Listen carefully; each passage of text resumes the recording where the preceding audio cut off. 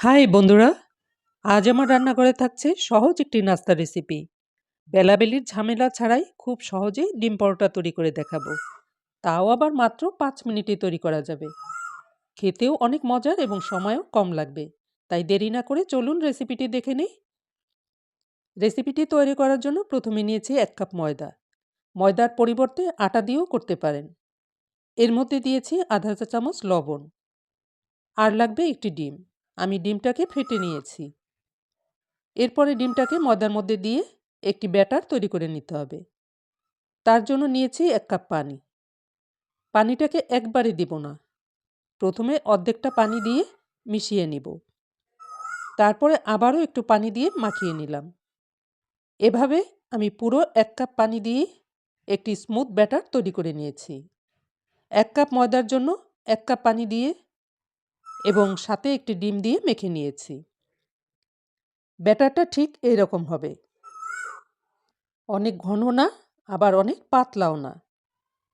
এই পরোটাটাকে আরও টেস্টি করার জন্য একটি পুর তৈরি করে নিতে হবে। তার জন্য নিয়েছি 2টি ডিম। তার মধ্যে দিয়েছি একটি পেঁয়াজ কুচি, কিছুটা ধনেপাতা কুচি, কিছুটা মরিচ কুচি। দিয়েছি সামান্য লবণ। আর দিয়েছি সামান্য গোলমরিচের গুঁড়ো। এখন ভালো করে ফেটে নিতে হবে। আমার কাছে মটরশুঁটি ছিল, তাই কিছুটা মটরশুঁটিও দিয়ে দিলাম।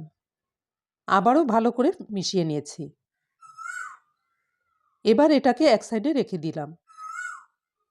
এরপর পরোটা তৈরি করে নিতে হবে। তার জন্য চুলায় একটি ফ্রাই প্যান গরম করে নিয়ে ময়দার ব্যাটারটা দেওয়ার আগে ব্যাটারটাকে ভালো করে মিশিয়ে নিতে হবে। তারপরে এই ধরনের একটি চামচের সাহায্যে 1 চামচ ব্যাটার এই গরম প্যানের মধ্যে দিয়ে দিলাম এবং এই চামচের পিছন দিয়ে গোল গোল করে ছড়িয়ে দিয়েছি। একটি রুটির মতো করে তৈরি করে নিলাম। আর রুটির ব্যাটারটা সমানভাবে ছড়িয়ে দিতে হবে। রুটির কোনো জায়গায় মোটা, আবার কোনো জায়গায় পাতলা যেন না হয়। তাহলে রুটিগুলো কিন্তু ভালো ফুলবে না। এই সময় চুলার জালটা লো ফ্লেমে রাখতে হবে। এরপরে রুটির উপরের কালারটা যখন চেঞ্জ হয়ে আসবে, তখন 1 টেবিল চামচের মতো সয়াবিন তেল এই রুটির উপরে দিয়ে দেব এবং চারপাশেও দিয়ে দেব। তেলটা দিবার পরে রুটিটাকে উল্টিয়ে দিতে হবে এবং চুলার জালটাকে তখন বাড়িয়ে দিতে হবে। আপনারা একইভাবে তেল ছাড়া রুটিও তৈরি করে নিতে পারেন। রুটিটা উল্টিয়ে দিবার পরে একটি চামচ দিয়ে চেপে চেপে এভাবে ঘুরিয়ে ঘুরিয়ে ভেজে নিতে হবে, যতক্ষণ না রুটির নিচের সাইডটা ব্রাউন কালার হচ্ছে। আর দেখবেন কিছু কিছু জায়গায় ফুলতে শুরু করে দিয়েছে, তখন উল্টিয়ে দিতে হবে। তারপর আবারও এভাবে চামচ দিয়ে চেপে চেপে দিয়েছি। এবার দেখুন বন্ধুরা, কি সুন্দর ফুলে উঠেছে। এরপর যখন নিচের পাশটাও ব্রাউন কালার হয়ে যাবে, তখন পরোটা নামিয়ে নিতে হবে। একটি পরোটা হয়ে গেছে, এখন নামিয়ে নিয়েছি। এরপর আরও একটি ভেজে নিচ্ছি।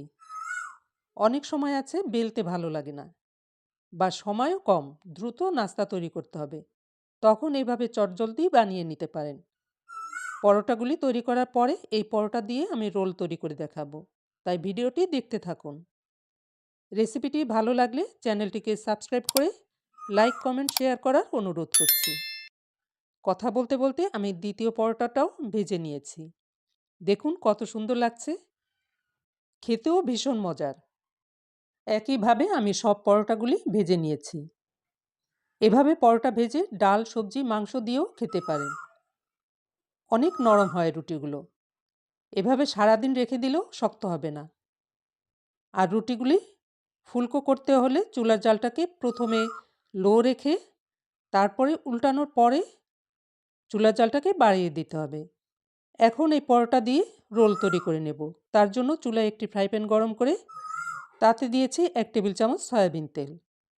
তেলটা গরম হলে আগে থেকে যে ডিমটা ফেটিয়ে রেখেছিলাম, সেখান থেকে এই চামচের 1 চামচ ডিম এই প্যানের মধ্যে দিয়ে দিয়েছি এবং চামচ দিয়ে রুটির মতো করে ছড়িয়ে দিয়েছি। এই ডিমের উপরে একটি ভেজে রাখা রুটি বসিয়ে দিয়েছি। একটি চামচ দিয়ে চেপে চেপে দিয়ে 1 মিনিটের মতো ভেজে উল্টিয়ে নিয়েছি। খুব বেশি সময় লাগবে না। রুটির এপাশটা কয়েক সেকেন্ড রেখে প্যান থেকে তুলে নিয়েছি। এই ডিমের উপরে পছন্দ অনুসারে শসা, টমেটো, গাজর, পেঁয়াজ, কাঁচা লঙ্কা, ক্যাপসিকাম ইত্যাদি দিয়েও রোল করে নিতে পারেন। আমি শসা, গাজর এবং পেঁয়াজ দিয়ে করে নিলাম। এগুলো দেবার পরে কিছুটা সস এর উপরে দিয়ে দিয়েছি। আপনারা আপনাদের পছন্দ মতো বাড়িয়ে কমিয়ে দিতে পারেন। কোনো পরিমাপের ব্যাপার নেই। সব কিছু দেয়া হলে এবার রুটিটাকে রোল করে নিয়েছি। এভাবে তৈরি করে লাঞ্চ বক্সে, বাচ্চাদের টিফিনে অথবা ব্রেকফাস্টের জন্য দারুণ একটি হেলদি নাস্তা। আর 1 কাপ ময়দায় 6-7টি পরোটা তৈরি হয়েছে, যা 3 জনের জন্য যথেষ্ট। দেখলেন তো কত সহজ করে এই ডিম পরোটার রোল তৈরি করে নিলাম। এই রেসিপিটি ফলো করলে যে কেউ পারবে। তৈরি করাটাও অনেক সহজ এবং খেতেও দারুণ মজার। তাই অবশ্যই এভাবে ট্রাই করবেন। দেখবেন বাসার সবাই অবাক হয়ে যাবে। কেউ বুঝতেই পারবে না পরোটাগুলি হাতে বেলা নয়। রেসিপিটি ভালো লাগলে সবার সঙ্গে বেশি বেশি করে শেয়ার করবেন। সবাই ভালো থাকবেন, সুস্থ থাকবেন। Good bye.